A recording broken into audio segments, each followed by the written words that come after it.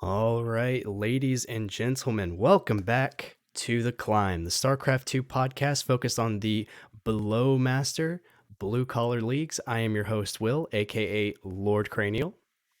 Hello, my name is Dan. I go by Captain Hoppa. Each episode, we will dive into the ups and downs of the Diamond Ladder experience while searching for the secrets to get good. Yeah, we're just three normal players who are working on climbing to that next rung of the ladder. We're trying to improve ourselves, and sometimes we have a little bit of issue measuring ourselves, but tonight we hope you enjoy the discussion. And our topic will be measuring improvement in StarCraft II. Yeah, we also have a special guest tonight. She is a Platinum 2 Zerg and an artist within our community. Please give a warm welcome to Ono SC2. Ono, how's it going? Good. How are you guys? I'm doing pretty well. Super excited to have you here, Ono. Yeah, me too. I'm definitely excited to be here. So, Yeah. before we dive into our topic of measuring improvement, I will ask this question to our wonderful guest. How's the ladder been going? It's actually been pretty balanced. The last big chunk of time, I had a big loss streak, which was somewhat influenced by some whiskey. But it was followed by a really big win streak. And then after that, about the same amount of time of back and forth, about 50-50. So ladder seems to have figured out where I belong for the moment. I've definitely been influenced by those drinking streams before. Yeah, they're I know fun. exactly how they're really fun. Yeah, they're really fun. Well, that's exactly what I was going to say. I was like, well, did you have fun? Did you Totally have worth fun it. playing those games? No, that's great. Um, was there like anything in particular that was giving you trouble or aggravating you or anything like that? Just my general problems. Like right now, I'm having a hard time in my ZVP matchups, particularly when they do one or two base all-ins. I think most of my problem there is kind of in two different categories. Is like, firstly, I love to drone. Drones are the best. I just hit that D key over and over again without stopping. And so when they show up at my base with like a million units and all I have are like, 60 drones, it becomes a problem. And then the second thing is I've been working on scouting and I can scout Zerg because I play Zerg. And I can scout Terran because they're a little bit more straightforward, but scouting Protoss is like its own beast, and I have not mastered it. So Just just Yeah. as a Terran perspective, it's hard for us to scout them too sometimes. at least I'm not alone then. Yeah, I mean, I've definitely run into the experience too where I will scout a Protoss and I will have a good idea of what it is, even if it is a two base all in, and then they just change one thing, and I'm like, well, I wasn't prepared for that kind of two base all in, and I made the wrong units, or it's sometimes you see it coming and you still get hit by the train. So uh, I Yeah. totally understand. Yeah, sometimes I'll see it and I'll be like, I don't exactly know what's happening here, but I was going to make units, but turns out like I didn't start soon enough and where I made the wrong kind. So I still have to work on understanding exactly what's going to come at me and when. Yeah.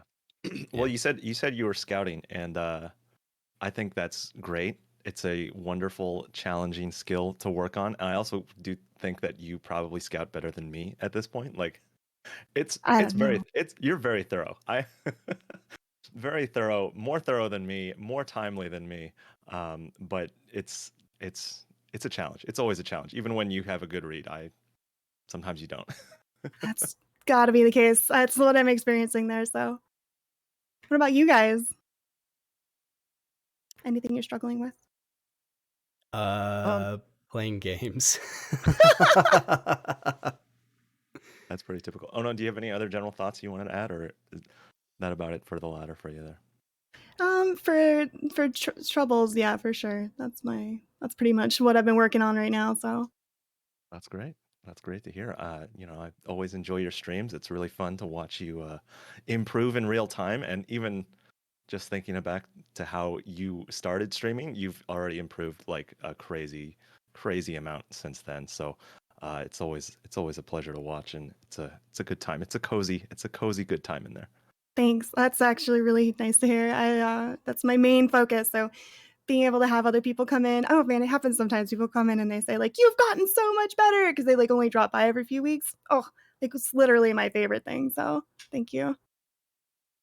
Oh yeah, well also being in Plat 2 is like it's very fun because there are things that like you make one teeny tiny little change and you can immediately see the results. I'm nostalgic for it. I miss it a lot. I, I miss how the adjustments were, a little less nuanced, but hey, that's why it's an entertaining, challenging game to play. I gained an entire rank just switching from trying to do macro, however I was doing it, to doing it in like the organized macro cycle way. I became like this steamroller for like 3 entire days. It was amazing. Oh yeah, the macro cycle is one heck of a beast.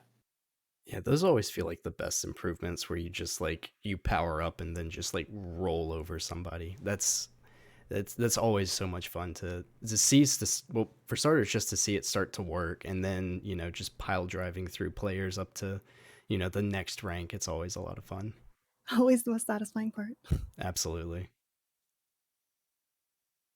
All right. Well, Will, how's it going?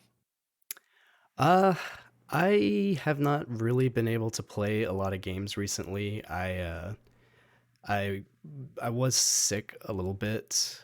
Um, a little over a week ago. So I've been just like trying to catch up with a bunch of stuff. So I haven't had that much time to ladder. But what's really cool is that I came back to ladder during the whenever they cycled in the new map. So that was interesting to say the least. I popped into the Blizzard client and I was just like, oh, that happened now? Okay. Well, I guess we got to learn some new maps. Yeah. But Well, and I'll just say at the time of recording this, the maps have been live for a 2 whole days, so it's very fresh, but it's always an exciting time. It's always an exciting time. Have you yeah, gotten a chance to play them all yet? I don't think so. I don't think I've played all the new maps yet. I played like I don't know 5 or 6 games last night, and a lot of them, a surprising amount of them, were on the new maps. But I think it was only 2 of the 3. It, it's definitely interesting because there are a lot of people out there right now trying to figure out the best cheeses for each map. Good lord. Yeah. It's always, I don't know, there's always a certain freshness to it when the maps are out, and um it's a little more chaotic, I think, and it's a little more wild, but I've learned to kind of embrace it and just yeah, I 12 pool a lot. Like I do a lot of random things that like don't make sense or shouldn't work, but I'm just like trying to get the reps in, and just like honestly, there's certain things where it's just like, where do I take my third? Like just answering that question, it could take me like 5 to 10 games before I'm like, no, I feel correct in my choice, and I just expose myself to different situations, and I it's think Yeah. great. that I think that's a pretty much really smart thing to do. I know I watch a lot of parting, and I know parting says that every time he comes across new maps, he just spends like a long time just like messing around on them to see what they can do, what he can do with them. So I think that's like experimenting is a really important part of getting better at StarCraft, in my opinion. Yeah, It definitely. definitely is. I tend to be a stubborn jackass though, and I just try and plow through with my macro machine.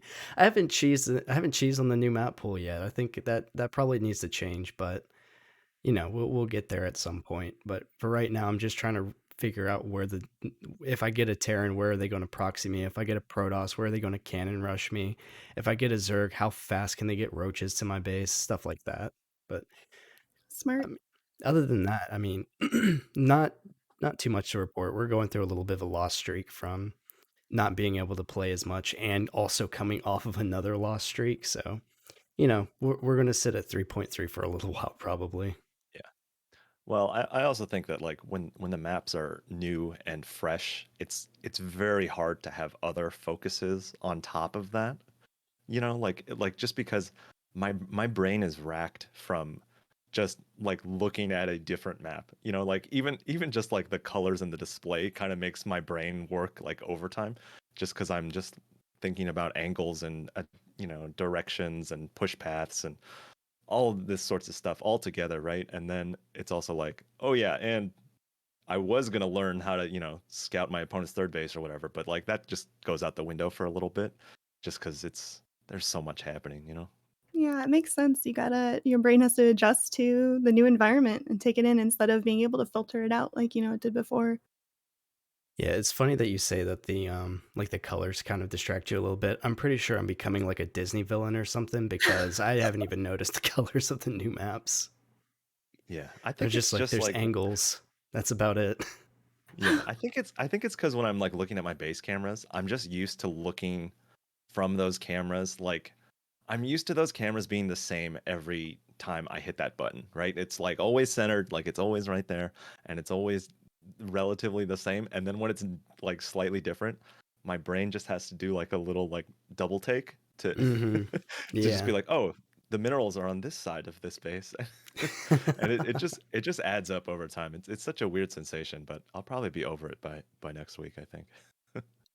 Yeah, it just takes a little bit of time to get used to the new map pool. But I know my update was a little bit short, or a little bit shorter than usual, I should say. But Dan, how are you doing on the ladder? What ups and downs are you facing?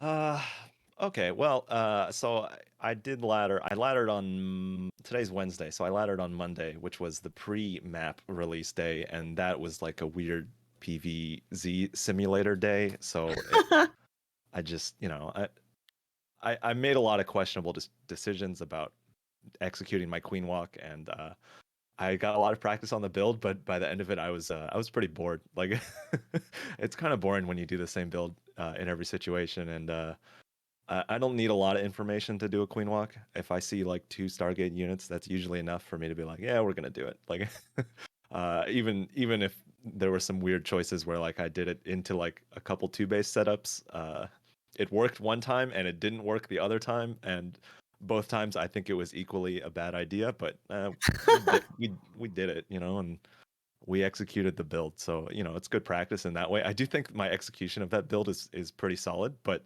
it's there's still so many ways for it to go wrong or for my opponent to make it go wrong for him. Like it really just it always plays out differently, even if I execute it the same.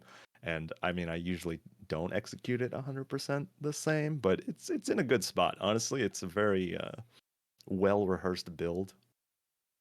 And then the next day was the first like new map day for me. I've kind of dabbled a little bit in the new maps as far as custom games, like a handful of games here and there, and just playing, And so I kind of played some of them. I still don't have like strong opinions on any of the maps. Maybe one, like Curious Minds. I've played the purple one. I've played a decent amount on that. I feel like I have a good feel for it, but I still wait. I still wait a long time before I really complain about certain maps. It just takes reps for me. And Well, at yeah, go least ahead. you didn't go right out of the gate saying you absolutely hated any of them. That's a bonus. Oh, no, no, no. That's that's hilarious because that's one of the things that drives me crazy about Reddit is like Reddit will see like a picture of the map, and they'll be like, this map is gonna ruin ZVT for a Ruined. million years. It's completely ruined. And I'm like, bro, you haven't even played on it. Like And like what's even worse about it is that like sometimes they don't even show pictures of the map. Sometimes they just like they hear rumors about new map pools being come out and just like, "Oh my god, so Protosses are never going to win again." It's like they haven't even released pictures of it. Come on, man. Yeah, so I'm very that's one of the reasons I'm very slow to have opinions. But eventually I will get opinions and I will complain about certain ones. It'll just take me a little bit to get there. Just because you need reps and the stuff that bothers me in ZVs in like ZVT, like ZVT positioning will not bother me at all in ZVZ. So like even like Oxide, which was atrocious for ZVT, and I would complain about it whenever I ran into a Terran. For ZVZ, who cares? It's fine. It's regular. It doesn't bother me at all. And you just kind of got to work your way through it.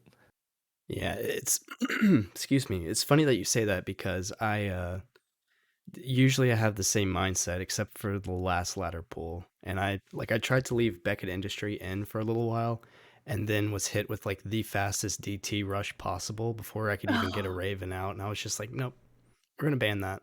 This is going to be the first map I ban in like, 3 seasons, but nah, we're not playing this map. Yeah. I as a rule pretty much don't ban maps, but I've got really close to banning Beckett, so I feel you. Yeah, Beckett's just one of those. It's such a small map, and everybody loves to tell you like, "Oh yeah, Terran is fantastic on this map." And admittedly, there are some really good positions for Terran on that map, but you have to survive the initial rush, and I'm not good at that, and I don't want to deal with it. So I just no, we're not doing it. Yeah, I honestly I did fine with Beckett because my Roach stuff works pretty well on Beckett. Like it's not, it's actually pretty good, I think, and it's also a strategy that involves me ending the game relatively quickly, like not mining out anything or whatever. So, Beckett. I mean, it was annoying in some regards, but I'm it was okay. I'd still complain about it, but I could also embrace the absolute chaos that it is. I mean, again, Disney villain. I'm feeling stagnant. I'm gonna stick with my macro and colorless maps. Yeah. Hey, macro's the foundational, skill there, so I mean, Yeah. I Well, do and need then to cheese more a little, but I'm in well, that I boat mean, with you. now's a great time to work on your cheese as well. I mean, that's the other thing I was gonna say is I was 12 pooling a lot. I was doing a lot of random all ins. Even 12 pooling on maps where I'm like, this is probably a bad 12 pool map, but whatever. Well, hey, we'll just we'll try it. We'll keep them on their toes. A lot of people were like playing random too, which is, I think some people play random to learn the maps, and I was blindly 12 pooling random players, so it's fun. It's fun. I have and, low attachment to these games early in the season, so it's just whatever. That's good. That's the way you should think about it. and with that, we're gonna go ahead and end the stream. I'm gonna go cheese a bunch of people. I'm sure Dan and Ono also want to go and cheese a bunch of people. Anyways, you can find the links in the chat. But yeah. So you didn't really mention much about ZVT or ZVZ. How are those going for you? Um, Pretty good. I had a lot of ZVTs yesterday on the new maps, and particularly a lot on Curious Minds, which is the purple-y one, which is it's an interesting map, and I think I have a good feel for it. There's a lot of weird vision blockers, which I think are really strong for Terran, but the tower also like reveals all of it. So if you have the tower, it's not that big of a deal. Um, I am very proud because I did have a game where I played Battle Mech, and I mean it was a weird game in general. Like I took damage, like had a great opener. I took damage to Hellions. It kind of evened out, and then then he makes BC Hellion, and then he made Mass Cyclone. Like it was the whole thing. But the most satisfying part about it is that I had like two beautiful, beautiful 360-degree surrounds on a Battle Mech Ooh. player, which felt especially cool because I also like I don't know the map, like so it's like tracking down a cyclone army when you're trying to cut them off and just splitting your army. I did it twice in one game. Oh, man. It felt fantastic, and I felt very cool because again it's a relatively new map. And it's one of these amazing things that can happen. It's the magic of just having your army stand in two places, because a lot of times they just kind of push in and then you're like 80% already flanking them. You just got to kind of keep track of them and then kind of cinch it up, and it was beautiful. Banelings exploding into cyclones, Lings hard walling on one side, like fantastic. Sounds beautiful. That's gorgeous. Do you have any more general statements about your ladder match, or do you want to move into highlights or lowlights, or? Yeah, that one was actually my highlight. Was the Battle Mech one. It was a really messy game, but again, it's one of those games where it's a mech player who's doing everything to stay in the game, and I'll give him credit. He did change up his unit comp a lot. Like he made two BCs, and then I was sweating a little bit from that. And then he went into cyclones, which made no sense to me, but something I have to completely change what I'm making to deal with. And it was I was scrambling, but still holding it together, and a lot of it is the lead I had in the beginning.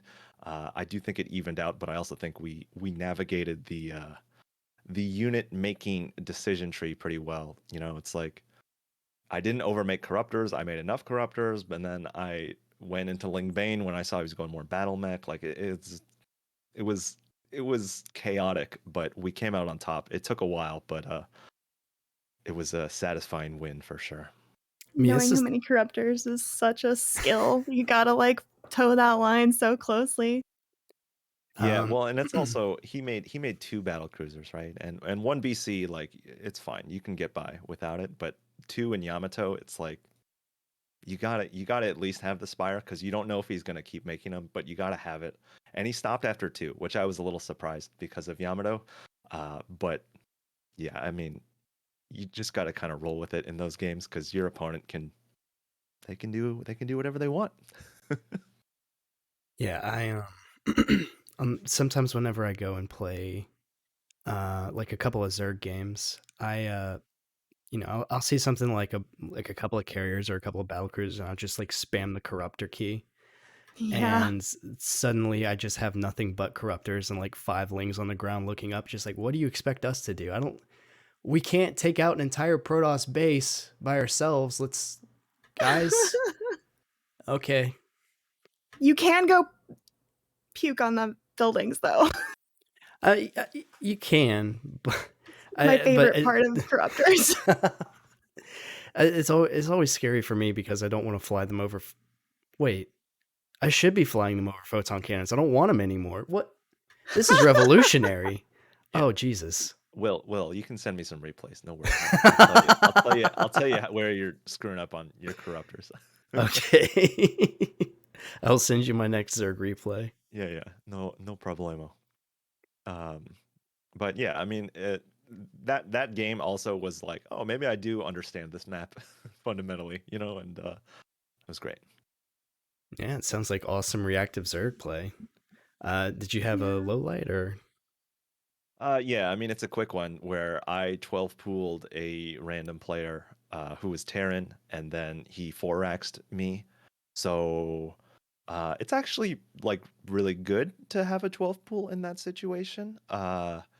And we did great. Honestly, I killed a lot of Marines early. I killed like I killed two out of the three SCVs. I denied the bunker up in Nice. front. I had three queens on the low ground. He got a bunker up like kind of far away from my base, so I wasn't even worried about it. But then I decided to underestimate the DPS of four Marines in a bunker, and I pushed out with my queens a little bit too much, and I lost. I mean, I didn't lose all of them immediately, but I lost a lot of health on them. And then he got another four Marines, so then it's eight Marines, and he Oof. steps out of the bunker, kills all my queens, and then I'm just like, I think I'm kind of dead. It took a little bit longer, like I still had a spine and other stuff, but yeah, it I had all of the tools. I had all of the tools. I had all of the wherewithal. Like we killed the SCVs, we trimmed down the Marine count, and those are all the things. Like if you can trim the Marine count to start, it's great. You just kind of chill. Um, and then the other thing that I think is kind of funny is that when I'm in like I've never been in that situation before where it's 12 pool versus four racks. I think maybe two or three it's been fine, but four is a little different. And I also just like I forgot that I 12 pooled, right? Because I when I'm fighting the Marines at my natural in that setup, I just feel like I did a 16 pool. But the reality is that my drone count is much lower than Oof. it normally would be if it was like just a pool first or something like that. So I made some like, maybe not the most intelligent trades, and I mean, the worker counts were pretty much even, right? But usually you're automatically ahead. So I didn't really I could have droned a little early when we first deflected it, and then then I'm like, why don't I have any money? It's like, oh yeah, I 12 pulled, and it's just different. So I think I learned a lot about that situation. I think I can chill a lot more in that situation. I think a lot of it too is just it's overconfidence. I'm like, I got three queens. Like, what's he gonna do to me? I got three queens. It's fine. And I just poked out a little too far and got punished. But Orex, it's a build. Yeah, it is. It's that actually sounds really similar to a an opponent I faced recently who four raxed me. Um, I th- yeah, I tried to go into like a three command center type of build against it, and that's not what you want to do. The funny thing was is that whenever I left the game, we were actually on technically even footing, but Oh man, yeah, I know how it is with the four racks, and sometimes you like overestimate your position. It's just like, oh well, there's actually two more Marines, so that your stuff dies a little bit faster now, so you got to take that into account. Yeah. I also think that, um, I mean, I'll give props to my opponent because he took a bad start, but he he kept the commitment there. And when you're 4X and you really don't have any other options, your only option is to keep going and to like just keep going and going and going. And, I watch a lot of the Coconut Games stream, and one of the things that's kind of a meme is the second wave. You never underestimate the second wave because a lot of times you'll see people like they'll deflect the first push, even crush the first push, right? And then you kind of relax a little bit. But meanwhile, she's like just getting another round of warp in, like she's just doubling the amount of army she had previously and is just ready to go in again. And that's that second wave. It'll get you. And God, sometimes it'll get you really good. it drives I, me crazy sometimes. Go ahead. I'm sorry. oh no, just I'm constantly getting gotten by that second push. Yeah, I was gonna say I do too because usually like after the initial wave, I'm just like, okay, so the thing that they're probably going to do is they're going to float their barracks away and they're going to land them back. I don't know how many barracks they have, so I don't know how committed they are. Yeah, well, and I think that relief of not dying to the immediate oh shit kind of part of it, like the what's happening, not dying to that is usually great. But then there's like that you take like one breath and then you're like, oh, we're cool, and then you're definitely not.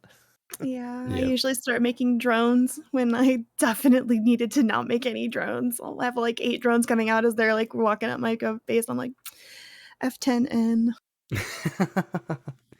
Yep. That's the experience of the proxy player. It's just it's brutal to try and determine how all in that they actually are. Yeah. All right. All right, Well, and Captain Hatboat. commitment is a beautiful, powerful tool, and I if it fails, just keep going. Yeah. Well, I mean, at some point you just don't have a choice, right? Yeah, exactly. All right. Any last thoughts about your ladder session? I don't think so. Hey, I'm still pretty loose and flexible in these new maps, and I'm sure eventually I'll have strong opinions about them. And they look great. They look very pretty. There's some I really enjoy. I don't like some of the robots, like the little, Oh my god, that's the I the. forgot about those. Those are so annoying. Yeah, I think they spawn them too close to the natural Yeah. base. I forget what map this is, but there's little cleaning robot guys Oh that are my like god. neutral critters on the map. But it shouldn't be near the base. It should be like outside, like like 10 hexes away. But whatever. It's Do a they minor get in the detail. way of placing your buildings? They Can they can. stop you? Oh my god. It's like an RNG thing. So like I haven't had it happen to me, but it's something I'm annoyed at when I have to think about it. Oh, Yeah, I haven't actually played on the new maps. I cannot wait to see these robots. I mean, don't get me wrong. I do like the critters that they put on some of the maps, but good lord, don't put it right in my natural, Yeah. please. I don't want it to. If I genuinely don't want it to block my command center. I know Yeah. I'm supposed to not be bothered by that because I'm Terran and I can lift my buildings up, but it still bothers me on some level. Yeah. It's like He No, somebody I just wants watched to hang a. out. He just wants to hang out. Well, like although you I'm can working murder right you can now. murder him if you really want. So No. He just wants to what? clean your base. Just a move a SCV. It's fine. No, I refuse to do that. I'm already at war with one party. I don't need to be at war with the critters as well. All right, Well, guys. And with that, we can go ahead and move into our topic of measuring improvement. Excuse me. So, we're all, blue collar players. We all are going out there and working on the MMR fields and the MMR mines, trying to get a little bit better. But something that we really need to pay close attention to is how we measure our improvement. That is, it's a vast quandary, really. there's so many different ways you can measure your improvement on the ladder, and some of them are kind of wrong. Some of them are only kind of right. There's so many different metrics that you can use to measure your progress on the ladder. So, Dan, I'm going to go ahead and pass it over to you. See if you have any initial thoughts on the matter. Yeah, so I mean, we did a whole episode about MMR. It's a discussion we've had many times. I mean, it comes up all the time because it's a big part of our lives at this point. Like, but for me, the way I look at it is that I feel like MMR is such a long-term measure. Um, it's the measure that everyone points to first as like how like good of a player you are. Um, but it's also gonna fluctuate, and it's also, I think, representative of a general trend over time, right? The person who's 200 mmr higher should win, right? But won't necessarily, and can also just have a bad day where they'll lose every game, you know? Yeah. And I think that's such it's the number that everyone uses, but you as a developing player kind of have to find your own sort of metrics, right? I think that's the most important thing for finding something that you can actually latch onto and actually keep track of, because it's also there are a million things that are happening within a game of StarCraft, and it's very challenging to have the right priorities or the right um, just even like checking your work and just being like, well, I thought this was a good idea. Was it? Like sometimes you have to experience that to learn it's a bad idea, and it takes time, and it's a challenge always to measure this. I think actually one of the most important things to keep in mind about MMR is that it's really representative of kind of where you are right now in your current skill set. Because when you start to work in new things that you haven't done before, but that are necessary for your improvement, you're going to lose MMR, and sometimes you're going to lose a lot of MMR. I know that when I came back to playing StarCraft, about 4 months ago, 5 months ago, I started just one build. All three matchups, I did this one roach push on 2 bases, and I moved into 3 bases after that, and that's all I did over and over again. And I went shot up to plat 2, and then I was there for literally like forever, because I could not handle, if I did not win in the mid game, I couldn't handle late game. I couldn't handle certain cheeses. There were like just so many holes in my play. And so when I decided, okay, I'm going to start like branching out, I'm going to get better at different aspects of this game, which is like going to make me better. My MMR tanked down to gold almost 3, actually.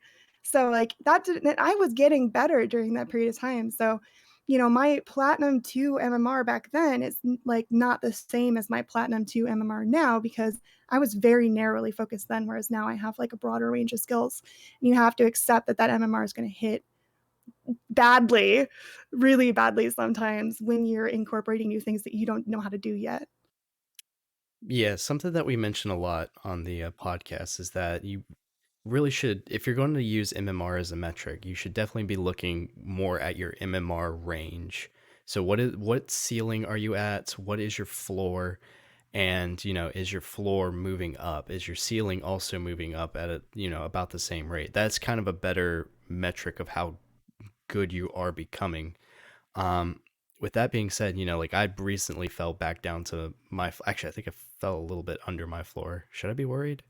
Anyways. No, it's just a But struggle. We all got to work on it. yeah. Um, but I feel like that's a much better indicator, just like looking at the range of MMR that you can play in. And even then, MMR still isn't the best indicator. I recently played in a tournament hosted by PikaPal, and I beat somebody who was, like 400 MMR above me at the time. And I even took a game off of like a 4.1k Protoss. So I've, Nice. yeah, I feel like it's, yeah, it's so hard to explain, honestly. It's, your MMR isn't super, or isn't necessarily how good you are as a player. It just means that like this is where you stand on the ladder at this moment. Yeah. Sorry, go ahead. Yeah, well, I was just gonna say that it's always different in competition too, and I think that's one of the benefits that we mentioned in our competition episode, where it's like, yeah, you can hang with people who are higher MMR than you. You may not win the series, but you can at least you can put up a good fight and you can take some maps and you might even win the series. I've certainly had some pretty insane comeback wins that I went into like preparing to get dumpstered. Like I like the lowest of low expectations, and then I pull out a 2-1 win or something. Like it's quite an experience, and it shows you too that I also think that the ladder itself is especially brutal, where it's some rando, and who knows. Like good luck figuring it out. You'll have to do it in real time, and if you figure it out too late, you're dead. I think that's a really good point, that you can go toe to toe with people who are much higher than you in competition too. I think the level of preparation can also make a big deal. It's like obviously you're not going to be getting that on ladder, but you might be able to prepare against an opponent in a tournament if you have forewarning. Yeah, just to make a point, I did practice with Oh No a little while ago, and she did take a couple of games off of me. So, like Ah, your MMR, it's I if you are going to use it, like look at your floor and your ceiling. I would not look at what your MMR currently is, because that could mean anything. Honestly, you could have had a bad day, you could have had a fantastic day. It's You need to be looking at the trend, and you need to be looking at the floor and the ceiling. Um, and I wanted to mention too, because I know that we kind of did a good job just now of explaining like practically why MMR is not necessarily going to be super accurate. I think it's like important to remember there's like an emotional aspect to it that's something I think a lot of us are familiar with and need to fight a lot of the times, because I know that when I have the highest MMR I've ever had, I don't want to try anything new. I just want to keep it and like maybe go up. I don't want to go down. I don't want to like risk it, because now in my head like I'm a plat 2 player. I don't want to go back to gold, like, so it can be hard to like emotionally disconnect from that number. And so if you can keep it in mind, like, and remember like, oh, I'm also battling this emotional thing inside of me. Like, I need to make sure I don't like see myself as this number. It gets a little easier, I think. yes, I think we've all gotten to a place where like you want to be very protective of your MMR, like especially if it's like a new record. Um, Yeah. and one of the things, like, this is my coping mechanism, is first of all, I barely look at it. Like I try not to make, like, I don't make direct eye contact with my MMR all the time, because it drives me crazy, and I look at it and it's lower than I want it to be, and I'm like, I feel bad now that I've looked at it, like, so I just try not to look at it, and then here's the other thing too, is that I've been, in this Diamond 2 range for a while at this point, right? And I've had plenty of ups and downs. I've had a 4K peak twice, and I've hung in 3.8 for a while too. But I've also been 3.6 like more than 5 times. Like, I've been 3.6, and then I've been below it, and then I've been above it, and then I've been below it again, and then I've been above it, and then I've been below it again. And like, one of the things that I have noticed as well is that every time I've done that, I've been a legitimately better player, right? Like, just more equipped to deal with many different things, many different situations, just in knowledge, but also just in like practice, where it's like, yeah, I've seen this before, like, whatever. And even though I might be slugging it out at a different place, I'm still 3.6 as the number, but I know that I am much better at this. And those are the times where I get called a smurf, but it's like, bro, I just Oh, lost 10 games. I'm climbing back. Like, give me a second, all right? Like, I'm glad you and think I'm that legit, but like, being called a Smurf is easily like the best insult. It's really just a compliment. It really is. Yeah, I love being called a Smurf. Honestly, that's like, you're not hurting my feelings, man. I mean, this is my MMR, so Well, it But cracks me up too because it's like, yeah, go look at my profile and you can call me a Smurf if you want, but you will see that I am not. I am clearly not. But whatever. Like, the best salt literally that I ever got was just this person who asked several times, like, "How are you platinum?" Like, because they're like, "You shouldn't be able to do that at platinum." I'm like, "Oh, thank you." but yeah, it's just to be blunt, like that lesson is hard as shit to learn. It It's is. genuinely something that I still struggle with. Like if you watch my stream from last night, I was really frustrated. That could also be, me recovering from being sick and also just being tired, but like it's we tend to just like hold that number up on a pedestal when we really shouldn't. There's so many other things that you could be looking at as like good indicators, but no, we use this little 4-digit number to describe how good we are, and we want to make sure that other people can see how good we are based on that one number that ticks up and down. So I think it's that's natural, though, because if you think about it, the system is designed around that number. It displays it pretty prominently. There's like a little bar that gets filled up and goes down, and it's the whole game is really centered around it. And also, like, I think that there is just like an inherent constant struggle, like with it. Like, you're never gonna get over it. I would be shocked if even like the best players, in fact, they probably even have it worse, ever get over that, like dealing with that MMR number inside, you know? Oh yeah, Hearthstone I has a mean, whole series. Like Hearthstone has a whole series dedicated to like Road to Rank 1, where he really is trying to get to the top of the GM ladder, and he's always looking at it, and then it's kind of sad to see whenever like he loses and he loses like 50 points. He's just like, no, that's like a week's worth of MMR. Ah, And it's just like, yeah. oh man, I kind of know what you're going through. I've never lost 50 MMR, but I kind of get it. it's rough. I think it's also hilarious too when you like watch Cyril's stream and he's at like 6.9. He's like, "Man, I'm not at 7K today. I'm playing terrible on this account today." And it's like, "Cyril, you just beat like 10 Protosses in a row." All within the top 10 of the EU ladder. Like, but it's everyone's got their hangups with it, and it's again, I agree that like the prominence of the display of the number is just something that's there, and Yeah, I think it's really up to the individual to how you kind of spin that for yourself, right? Because otherwise you go insane, and otherwise yeah. you go insane, and not only that, but then you start to play worse, and then the whole thing just kind of goes off the rails. But You start to um, tilt. yeah, and having that experience, just living with it or dealing with it being lower than you would like it to be, it's gonna happen. It's gonna happen to me again. Like it's who knows what it'll drop down to, but it'll definitely happen again. I don't know when that's gonna happen, but it will. Um, Nothing, th- it'll always go up. I can just tell from now on, always. Oh yeah, maybe we'll see. I don't even want to joke about that because I'm gonna Oh, I, think sorry. it. I appreciate your enthusiasm, but sure.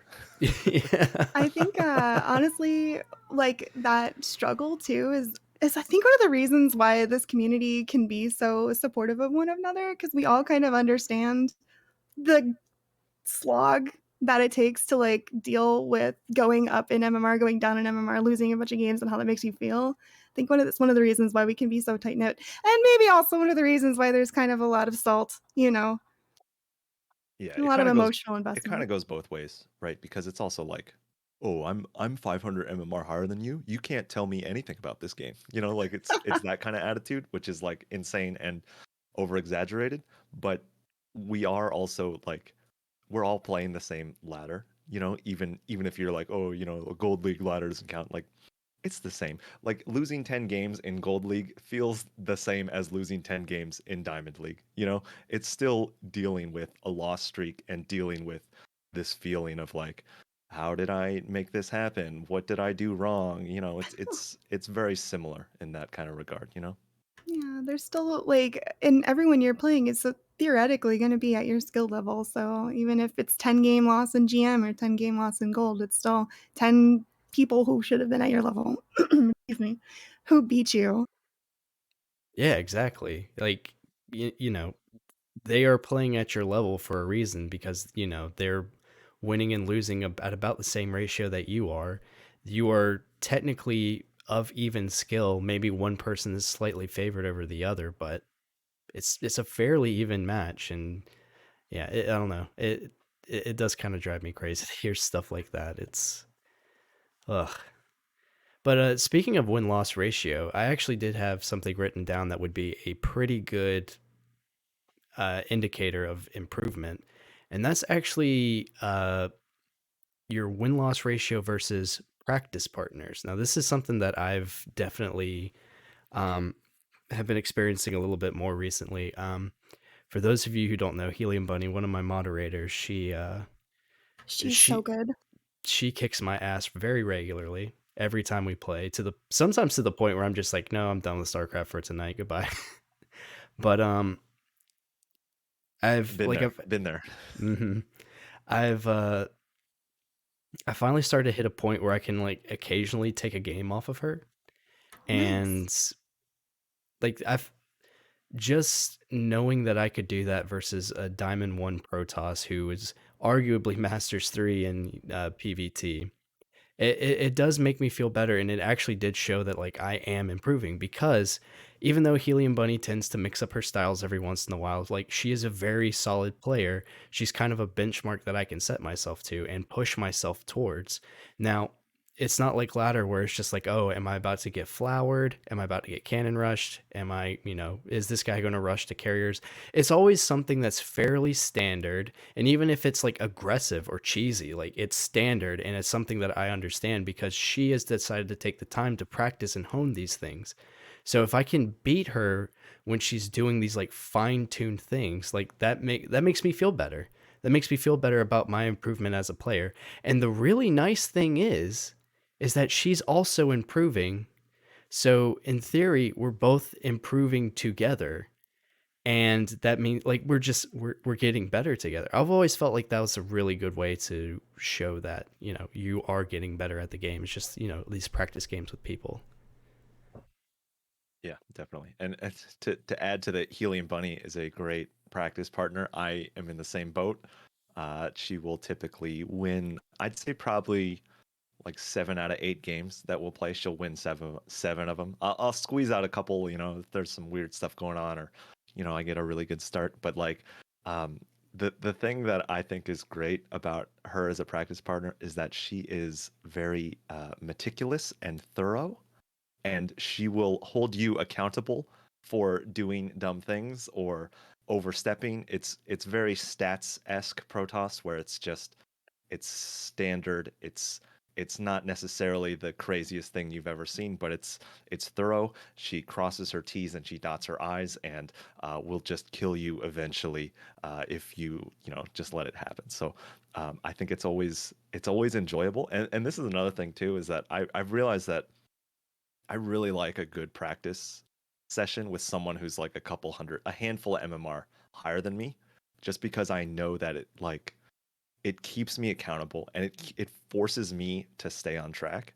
And it's a very nice feeling, because I do feel like it drastically elevates the level of play that I have to bring to the table, right? Because sometimes on ladder I'm like, we're ahead, but I'm gonna go through the motions, because I know what to do, and like I know that what this guy's gonna try to do or whatever. But when it's someone who's I'm trying to kind of punch up at, it's such a different experience, and I can definitely feel improvement, even if it's 4 or 5 games or whatever. I can feel the adjustments there. I actually the most of the practice partners that I've had have been in diamond, or like even upper diamond, which is obviously significantly higher than my skill level. But every single time that somebody practices with me from that level, I go back to the ladder and I crush that matchup. Like I completely slaughter it, just because like you have to fight to your maximum, really, especially when you get to do it over and over again. To try and win, and you may lose literally, like I certainly do, every single game pretty much. But then when you go back, those skills are just honed to pretty much the best that they can be. Yeah, it's usually because like a lot of the higher league players, like they're going to punish every single mistake far more ruthlessly than any ladder opponent will. and their timings are going to be much tighter. Their unit control is going to be much better. Their macro is going to be far superior.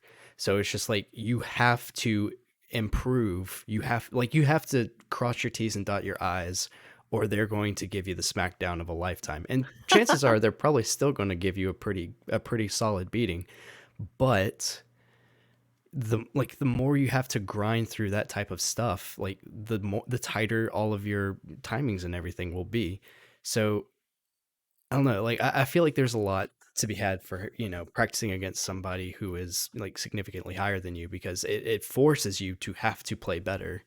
And I mean, another thing is just like after the games, you can go over all of the like little mistakes that you made, and they can give you suggestions like, well, your timing hit 15 seconds late, so I had a whole other warp in that I could do. If you hit 15 seconds sooner, I might have actually been dead. You tighten that up a little bit, you hit the 15 seconds sooner, and suddenly it's a fairly even match. Yeah, I That's a definitely really think good point.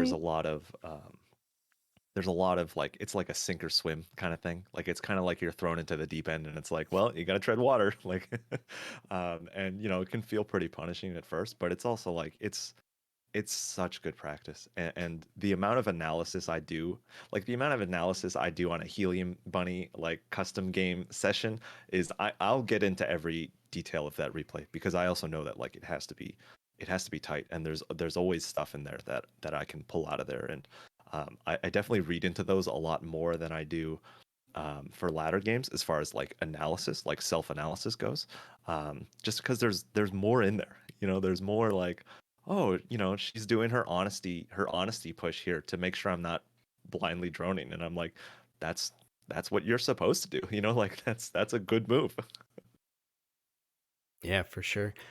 Just as a little bit of a side note here, as you ask people who are higher than you for practice matches and stuff, definitely, play with the like some of the people who are beneath your MMR as well, because they also need that practice, and it also gives you an opportunity to like tighten down the bolts on some of your mechanics, like just making sure that all of your microcycle or macro cycles are correct. It gives you an opportunity to like work on micro and stuff like that. So I definitely encourage you to also play against people who are looking to play you as the higher skilled player. Yeah, Yeah, it's such that's a really important to keep in mind. A lot of times when I ask for help, I don't actually know very many people in Platinum. So when I ask for help, I always keep in mind, like, oh, they're kind of doing me a favor, unless they really want to drill down their fundamentals. This is kind of like, punching down. I'll have any golds that ask me, but I don't really know any. That's all right. Well, I think it's always interesting too when you're like, I am the higher ranked player, so I will play like Cyril and I will you know, just try to just do whatever I need to do to get ahead, and it's definitely beneficial for both sides for sure. Yeah, absolutely agree with that. Um, Outside of that, there is another way that you can measure your improvement, and that is the score screen. Um, they always flash up some pretty numbers for you after every match. You should look at those numbers. Maybe not so much APM, but you should definitely look at the numbers that they're giving you there.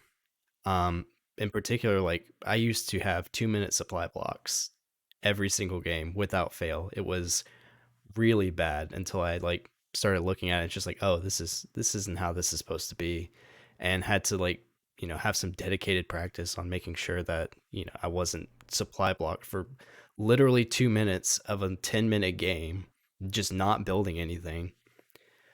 You also have unspent resources. There's APM. You can look at the army graph and see like am I maxing out at the correct time. I mean, you also have like the replay that you can go into, and I always encourage people like after a match just immediately go into replay, even if you don't intend on watching it.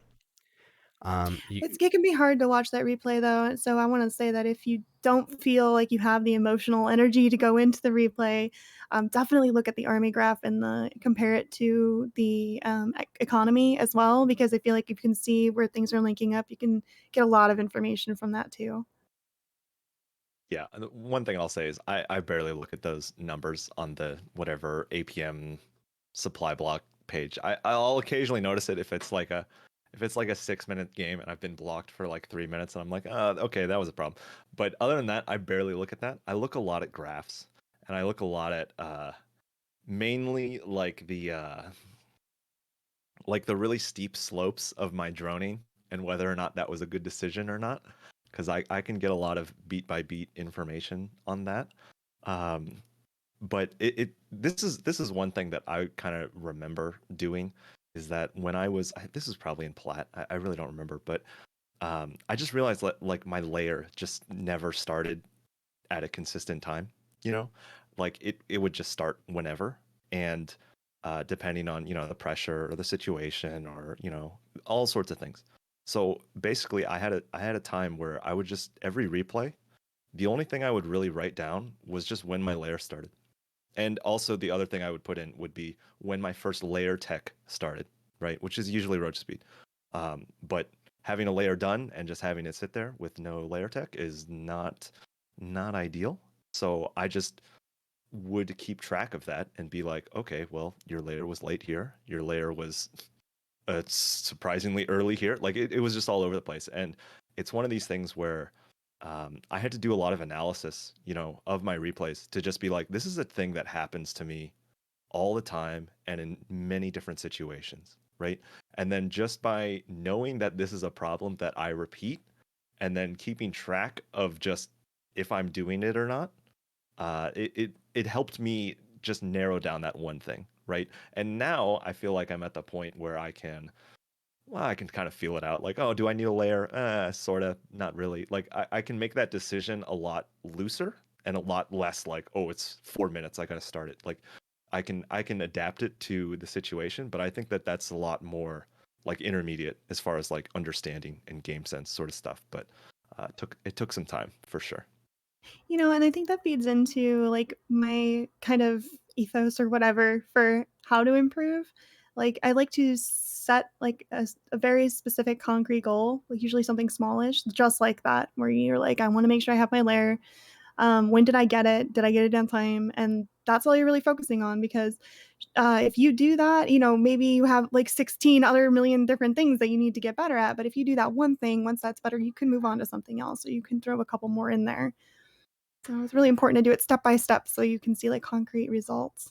Yeah, and those little improvements do add up over time and make you a better player. Like making sure that, you're getting if you set a goal to be maxed out at a certain time and you're missing it by like 30 seconds, you bring that back down the 30 seconds, then you move on to just like, oh, well, I should also have 70 workers at this time. And then, you move towards that goal and suddenly you're like this unkillable juggernaut just going through the ladder.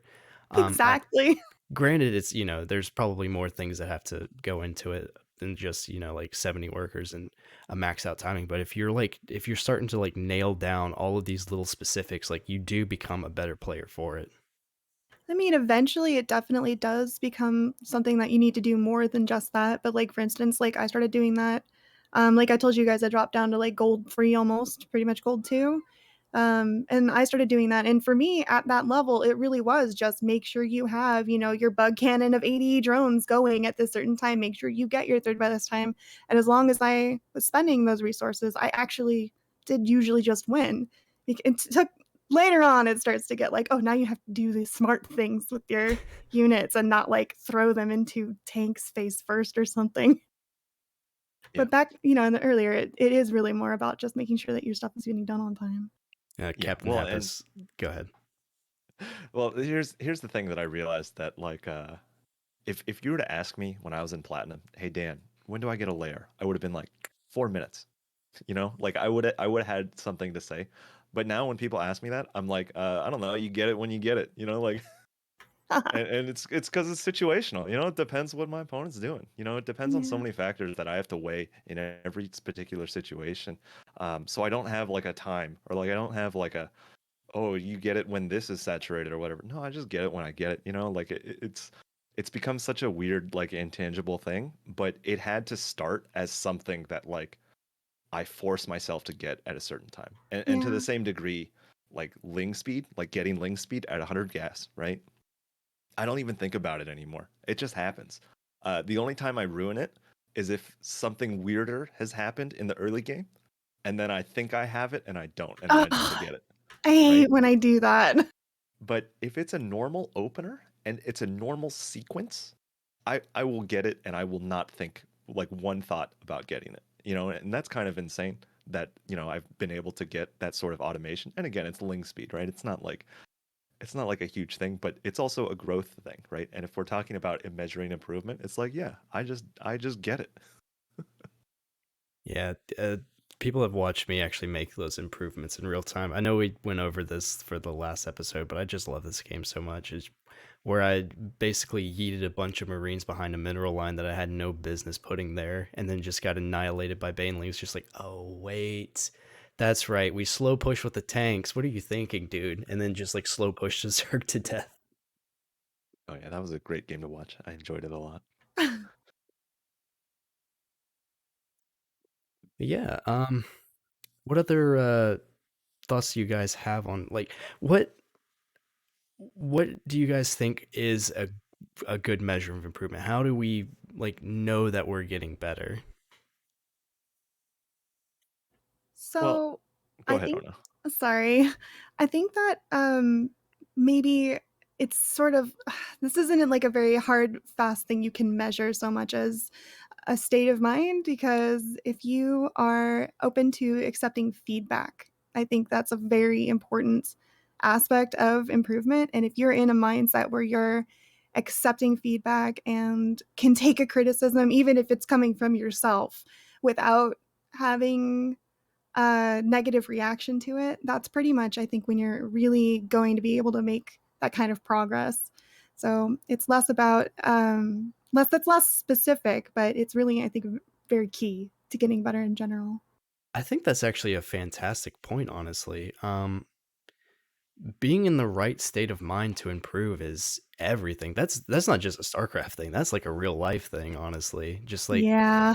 you need to be in the mental state to like want to learn, want to improve, and like be like have the drive to do so. Yeah. The thing that I'll say is that I think it's really important to set these kind of small checks. Just because StarCraft is filled with 10,000 things all at once, right?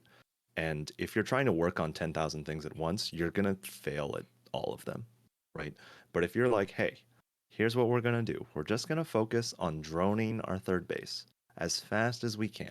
We're not even, going to care about anything else. We're just going to do this.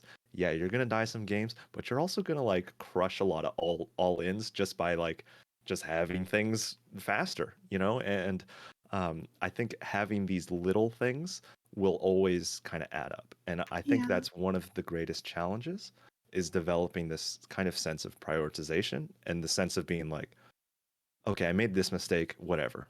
It Yeah. happens. You And know, there's and other mistakes where you can go, okay, this mistake should never happen.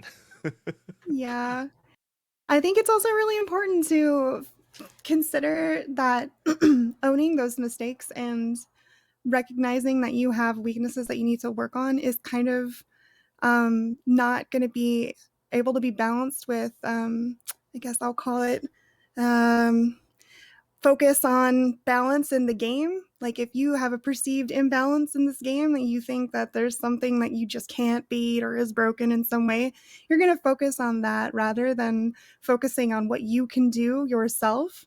So you have two options. You can go play the race that you think is stronger. That's an option. Or you can go, I don't care what that is, like even if they're less, this is not the case, but even if it were the case that they were less skilled than me and at the same level as me, it doesn't matter. They're at my skill level. Whatever they're doing, I'm going to beat about half the time unless I get better. So I need to focus on getting better in order to do that and not focus on whatever imbalance I think is happening. Yeah, just to add on to that, like if you are one of those type of people who wants to just like find like an outside excuse like balance, I highly implore you to actually play the race that you think is busted. Like I like no joke. Like I used to be fairly bad about that and just think like, oh, Protoss is imbalanced. Granted, I still get frustrated with it, but I'm not like I don't think it's broken by any means. Um, But then I took some time and I actually like played Protoss, and I would do stuff like Proxy Void Ray, Cannon Rush, like just the irritating things that I know that I was struggling with, and then realized like, oh, yeah, so the Protoss is actually playing on a razor's edge as well. That's actually pretty good to know. It's it is very much eye opening if you're willing to put in the time to learn that like your opponent is working just as hard as you are to win the video game, and they're not utilizing better tools, they're not utilizing like whatever you want to blame that shit on. Like you have to take responsibility. Yeah, I think things are different. Like there are different tools and different strengths for each of it. Each race has their own, and I think that's pretty well known by everyone. And so it can, I think, sometimes look a certain way, or you can perceive it a certain way just because it's not the same as the tool set that you're using. Yeah, we all have things that are broken. Yeah, definitely. Our Uh, brokenness balances each other, though. yeah, exactly. It's imbalanced balance. That's really what Exactly. it is, And it's Yep. like, yeah, I don't like scan, but like, don't take creep away from me, Don't. like. Oh, I will freak out. The one thing I'll say that I try to catch myself, and I think this is pretty common, is when you have that internal voice of like, you have an internal voice that starts to sound like a "Is it Imba" intro card, where I'm like, Oh I god. I saw this guy, I did this thing. I encourage everyone, if you ever get that voice where you're like, I don't understand what happened, here's what you just have to watch your own replay from your perspective. Do not look at your opponent. Just watch it from your first person perspective, because I guarantee you there will be 20 things within the first 5 minutes where you're like, this is just bad, and Yeah. like, and sometimes that first 5 minutes is uninterrupted, you know, and it's one of these things where that early game is just weighted so heavy, and watching a replay from your first perspective, you will be like, wow, this guy's bad. I It's know fun. I've done that for my own replays many times, but sometimes you really just got to sit down and you got to watch it, and you got to endure the pain of watching every Yeah. mistake you've made Because laid out for you in slow motion, basically. you have to remind yourself that you suck sometimes. Like, it's important to keep it in mind. It's funny that you guys mentioned that, because now I've started doing a mental exercise where I pretend like I'm writing into IOTIS, and like now I have Harsum in my head constantly telling me what mistakes I made. Yeah. But That's awesome. it's all of those is it imbas, they all play out the same way. It's like, yeah, you didn't have an early game, or yeah, you just didn't do these basic stepping stones or something like that. And Yeah, what? it's this is the thing that kind of drives me crazy, is because the advice of just macro better is, I don't like it as advice, because it's always in a dismissive kind of tone. But honestly, it's usually correct. Like, it's usually right, because it's such a struggle to do it perfectly, and to I, do it consistently as well. I feel like the sentence just macro better can be completely fixed if you just remove the just. It's just like macro better. Not just macro better, but definitely macro better. Yeah, it does kind of make it sound like a dismissive statement. Yeah. I've said this before, but I really think that we should be a little bit more granular about how we use that, and just say macro better, but also like include a little bit of detail, just like, well, you didn't have a certain number of workers at this time, or you didn't have enough production structures at this set of time. And what I like about saying stuff like that is, you have something that there's a concept you can grasp, like there's a number that you can push yourself to, and if you can do that thing, then you can realize that, like, hey, like I'm feeling a little bit better in all of my matchups because now I actually have an income which I can spend. Yeah. Yeah. It's like it goes back to having those small, concrete, practical goals. Like, instead of saying macro better, that's especially for a newer player or a player who doesn't have a lot of experience under the belt. Macro can be like a scary term that encompasses stuff. You're like, oh, there's too many things going on in there. Being like, I didn't have enough workers at this point, or I am supply blocked too often at this time and this time, or I don't have enough production buildings. Those are like concrete things that you can work on. Yeah. Well, and it's one of these things too, when it's like when you're saying macro better, what you're really saying is do everything that you're doing better than you're doing it, you Yeah, know? basically. And like it's correct in a way, because there are things that I could just be doing better even in the first 5 minutes, And I think this is another thing that I remember when I was kind of leveling up is that I remember someone was like, "Yeah, you should try to have like 55, 60 drones by 5 minutes." And I was like, "What? By when?" Yeah. Like it felt absurd. But then I started doing it, and I'm like, "Oh, I'm completely safe to everything. Like nothing hurts me." Like it's fine and I have a great economy, and it's like the best of both worlds, but even just getting to that like idea being acceptable in my mind was like a whole thing I had to get over. Yeah. Yeah, I absolutely agree. One of the biggest things that like, you know, pushed me into the next league whenever I was like in gold was a masters player coming by and just looking at some of my games. And, usually the response I would get on Reddit is just like, yeah, you just make more SCVs or, oh well, Protoss is broken or some crap like that. But Unhelpful. it's super unhelpful. But I this Masters player came by, watched my replay, was just like, you really need add-ons. I was like, what are you talking about? I need an army. It's just like, yeah, but if you have add-ons, you could build army faster. And it just like revolutionized my entire world. I was just like, oh, I don't actually need an army at this time. I can just make add-ons. This is amazing. But it's stuff like that is really helpful when it comes to like guiding newer players to macro better, quote unquote. Yeah. I remember, so I stream like you guys, and a lot of times I have like an improvement stream, and I don't, there's no backseating there. There's plenty of backseating. It's allowed. I'm open to it.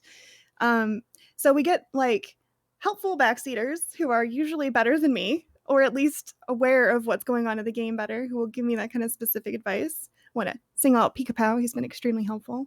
Oh god, Um, he is really yeah, helpful. so good at it. But then you get other people, which, you just kind of have to ignore, who will focus on being like, oh, you should do this fancy trick where you burrow banelings and then explode them underneath the army. That'll win you the game. I'm like, I don't know if that's really where I should be focusing right now, considering I was supply block for 2.5 minutes and also, didn't have half of the stuff I needed. But so it's really also about making sure that you even either giving the advice, making sure you give specific advice, or when you're getting advice, trying your best as someone who may not be as good as the person who's giving you advice to try to filter out. Sorry, my cat's yelling at me. Um, Trying to filter out like maybe less helpful pieces of advice. Yeah, one of the things that like I I didn't start streaming until I was like Diamond 3. And I can't imagine trying to sort that out. Like like the amount of like good backseat versus bad backseat like prior to that because it's there's so much information and there's also just there's so many ways to do the same thing, you know? And it was kind of funny when you were telling how you were how you kind of stepped down a little bit to like be more like generalist sort of style Yeah. because I did it differently. So I did the thing that you did where I made Roach Hydra every game, but I stuck with that for a lot longer and That's I would effective. yeah, well, I would still tweak it, right? Like it's still, but it's I'm on this pathway of doing this one specific thing. And there's still like changes I would make to that, but it was all built on the same foundation of that build, right? So I never had this like, oh, I'm just gonna, adapt or whatever. It's like, no, I'm doing this, but there will be chances where I have to adapt it, right? And I'm still kind of using that same foundational thing and I still lean towards that style. I mean, I'm capable of doing a lot of other different things and for different solutions, but that's how I like forged my foundation, to get to like diamond or whatever. So it's just interesting to hear you say that because again, there's a lot of things you do in your games where I'm just like, wow, her hive timing is she is nailing it, and like even the sensation too of like you know, you might have a couple questionable decisions in the early mid More game than a couple, or I'm just something gonna like say. that.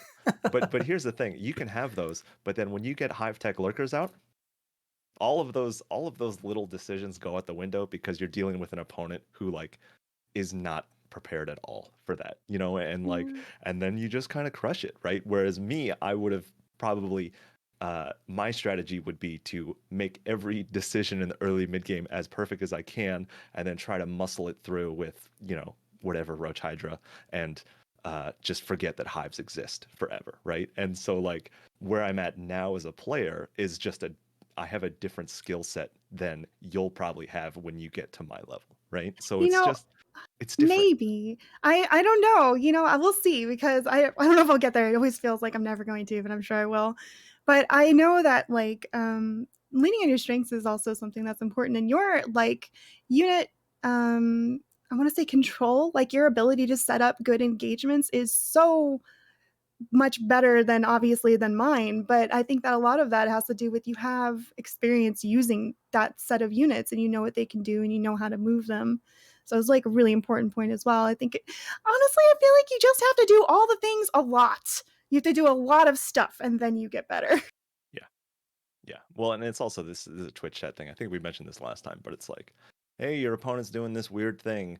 Why don't you do this completely other weird thing that counters it? And it's like, no, I'm gonna do what I do, but I'm gonna try to use that in a way that works, you know, and sometimes you can't and sometimes you can. And you gotta experience it, you know? Yeah. I usually try in chat too whenever Twitch suggests something like that at me. Um, I will take an open mind, and I try to do it. I do it, more often than I usually want to, but I will, because you know what? Sometimes it's really good, and you don't really know, and it's good to have stuff like that in your belt, but there are just some things where you can tell they're really focusing on the wrong portion You're of it. you're so nice to all of your chatters. It's really I incredible. like them. And hey, no, they're great. And you know, it's a great stream to hang out in. And you know, it's one of these things too where it's like I never I if I don't like backseating, but I will throw you little nuggets of information every once in a while. And one of the things I try to give you the most is just like understanding stuff or like Yeah.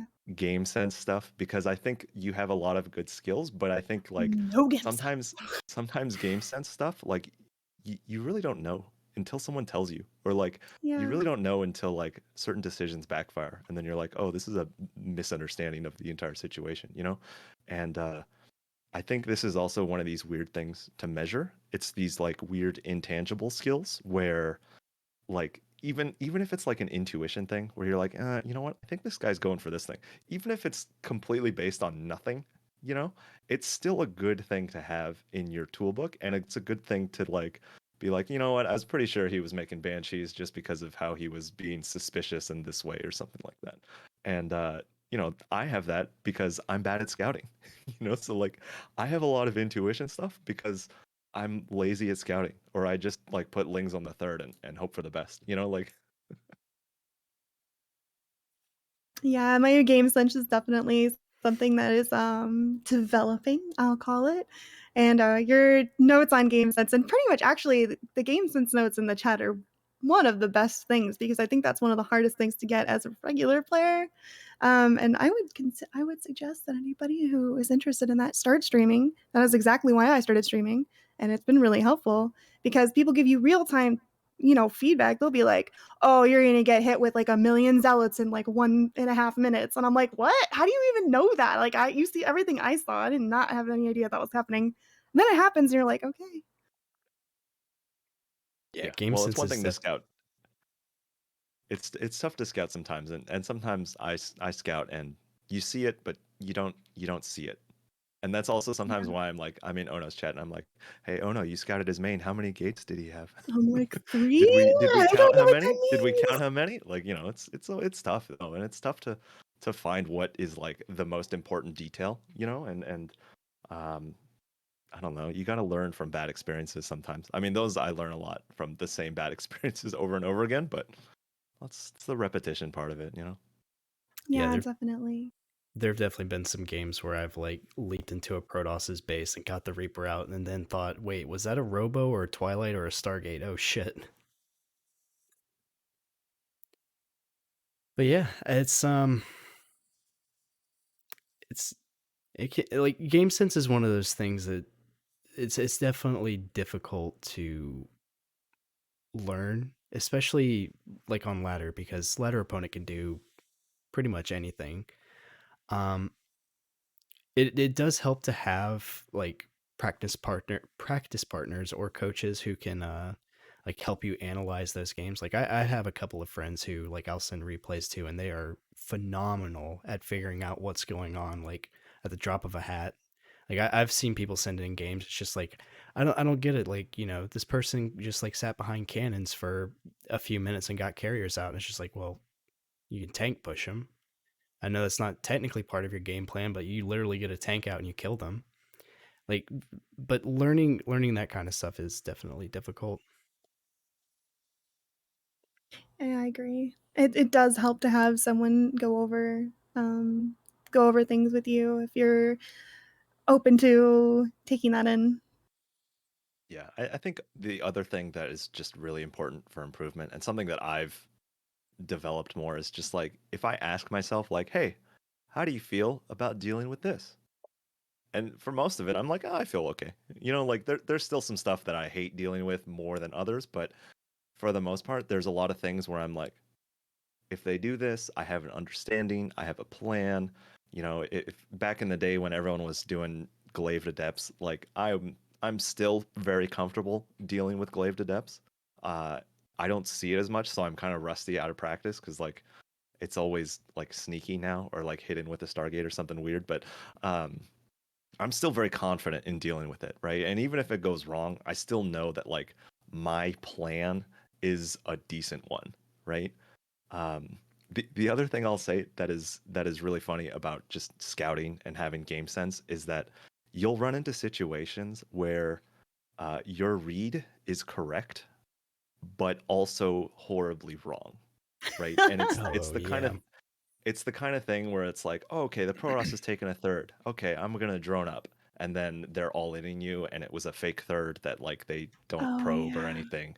Like those reads are actually really good for your understanding because you can be like, hey, we made a decision based on the third base timing. But if we were to look into his base and see that he has 12 gates, you know, that tells a different story.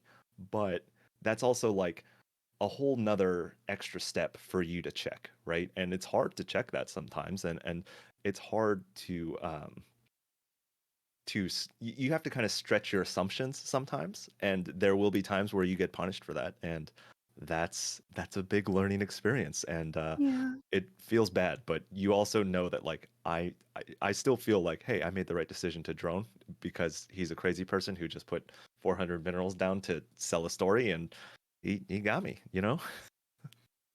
So I think that's actually a really good point that you make, that it feels bad to get, you know, punished for doing something, but that it's something you need to focus to learn on. I think that if you feel bad about something, like if it makes you upset or annoys you or it really frustrates you, it's actually, I think, like as much as you probably don't want to hear it or inside or whatever, like it's probably a good signal that that's something that you should focus on and that you should look at. You know, maybe not directly after it just crushed you, but like it's something you should keep in mind for, okay, a couple hours from now or the next day. Or like, all right, I need to practice versus carriers. Like, what should I do in this situation? Because that's where it's going to be the hardest. Those things are the things I think that you need to focus on the most.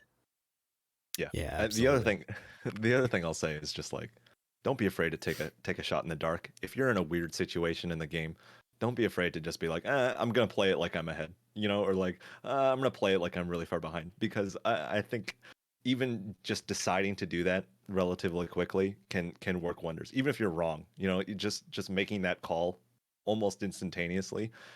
You can check the replay and see if you're wrong, but just you know, hey, we'll see what happens. That's me as a player, honestly. Yeah, I definitely agree with that. Don't be afraid to just make any call, regardless if it's a bad call or not. And if you don't have enough information or anything, and what's the worst that's going to happen? You're going to lose. You'll win. You'll win the points back. Eventually. Like it's all good. Just don't be afraid to make any kind of call you need, because that's actually something that I do tend to struggle with. Like if I'm scouting something and something seems off, I will start to mentally panic and then try to think of all the different things that it could be. Are they all inning me? Is this some kind of timing push? And it turns out that it's actually neither of those things. And, they put down like some kind of text structure a little bit earlier than they should have. Um, I think the biggest thing is just don't be afraid to like pull the trigger on anything that you feel like you have to, and don't panic whenever you see something that's off. Like sometimes the best call to make is to continue on with your plan, but just be a little wary and be willing to change, to just make a couple of minute changes so that you can be safer. But don't sit there and like try and figure out what they're doing and making your own game plan suffer as a result. Yeah, keep on, but, also, a lot of times I like to use that minor panic to push me forward into checking again. Like, no, I need to go back through. I have no idea what they're doing. You can't stop what you're doing. You need to keep going, but like maybe use that to make you go forward. Yeah, that's actually an excellent point. Yeah. Yeah, and I think this is all just like the real time part of the RTS. The real time part is very huge, and even hesitating for a little bit. I mean, I can tell if I'm like floundering between decisions, floundering whether to change my unit comp or floundering whether to be defensive. Like, and even if it's just a little bit of that, it can cost me significantly, and um, just doing the slightly wronger thing quick can save your ass in a lot of situations. Even if it's not perfect, it'll still you can still survive, and that's the punishing nature of the speed of the game, and it's something I think we've all been through. Yeah, I agree. Uh, so I guess with that, we can go ahead and wrap up the talk. Wrap up the topic. Oh no, do you have any final thoughts on measuring your improvement? No, I think this was actually a really good recap. I think that if someone's looking to improve and wants some benchmarks, I think this is going to be a really helpful podcast for them. So, All right, Dan, I'll switch it over to you. Any final thoughts? Yeah, I mean, I think it's also just like there's a lot of self introspection in this game, and just being able to look at yourself and just even if it's just as far as like, hey, these are my strengths, these are my weaknesses, that can go a long way for directing your improvement, right? And having a direction for your improvement will always benefit you, right? Because if you're just like, I'm gonna sit down and I'm just gonna be good, it's like, okay, but like, how are you gonna get there, right? And like, how are you going to make changes to the things you're already doing to help you measurably improve, right? And there's also, we didn't even get into like SC2 replay stats and stuff, which you can get like Oh a my million, god, yeah. a that's a million, good point. a million numbers, but like that's too much numbers for me, honestly. Like I'd rather just look at replays, and I do think the inject thing is very helpful because it tells me how long my third base has not been injected. But um, if you really like numbers and you really like that sort of stuff, like go for it. You can definitely do things to help track that, but really I think having a plan and having just an understanding of yourself as a player definitely goes a long way. God, I'm so glad that you mentioned that C2 replay stats. That's a fantastic resource if you have not checked it out. I put a link in chat for anybody who wants to take a look at it. It gives you so many statistics. I love it. I guess the last thing I can say is don't look too much to like the overarching picture of like your MMR or your win-loss rate for the season. Take a look at some of the smaller details that you can work on, stuff that you can improve and you can see the improvements on. But with that, I think we're going to go ahead and call it a stream. once again, I'd like to thank Ono so much for coming out tonight. It's been such a pleasure to have you on and get to talk about this kind of thing, this kind of stuff with you. Thank you so much. Oh, this is like my favorite thing in StarCraft to talk about. I'm really glad you guys invited me. Thank you so much. Yeah, it's no Yeah, problem. thanks for being here. Oh no, it's great to have you on, and I know you're a fan of the show, so Yeah. it's fantastic, and we're really happy you could make it. Yeah, thank you so much. I'll go ahead and put some of her socials in the chat. Dan, once again, always a pleasure to have you on. You are such a fantastic friend. I'm glad that we get to talk about these type of things every other week. Oh yeah, always enjoy it. Always. Yeah, go ahead and put his socials in there. And again, I've been Lord Cranial. You can find my socials there. I stream on Twitch. I have a Twitter. This podcast will be going up on my YouTube channel. Speaking of which, we are on Spotify, iTunes, and wherever you can find podcasts. And with that, I think that's going to be all for us this evening. Thank you guys so much for coming out tonight and hearing about how a couple of lower league players want to try and measure their own improvement. Thank you once again to Ono and Dan. I could not have done this without you guys. Good luck, have fun, and we will see you guys on the ladder.